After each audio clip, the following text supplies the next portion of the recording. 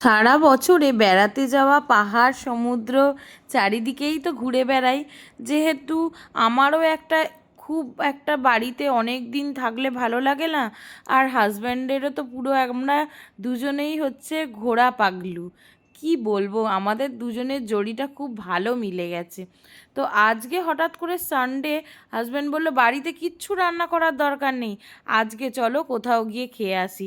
আমিও সেরকম অনুযায়ী নেটে সার্চ করতে থাকলাম কোথায় যাব কোথায় যাব। হঠাৎ করে দেখলাম সেক্টর 5-এ ভোজ আড্ডা বলে একটা সুন্দর রেস্টুরেন্ট হয়েছে। তো আমরা ভাবলাম এইখানেই আজকে খাবার ট্রাই করা যাক। প্রথমেই আমরা গিয়ে দেখলাম ফাঁকা ফাঁকাই আছে।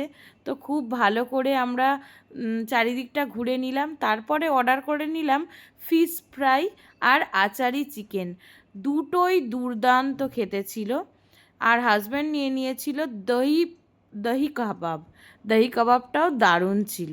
তারপরে নিয়ে নিয়েছিলাম একটা মাটন পোলাও। তো মাটন পোলাও স্বাদটা অল্প একটু মিষ্টি লেগেছিল, কিন্তু খুব একটা খারাপও নয় খুব একটা ভালো নয়, মোটামুটি লেগেছিল।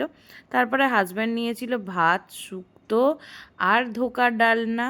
ও যেহেতু ভেজ, তো মোটামুটি আজকের দিনটা খুব ভালোই কাটলো। টাটা।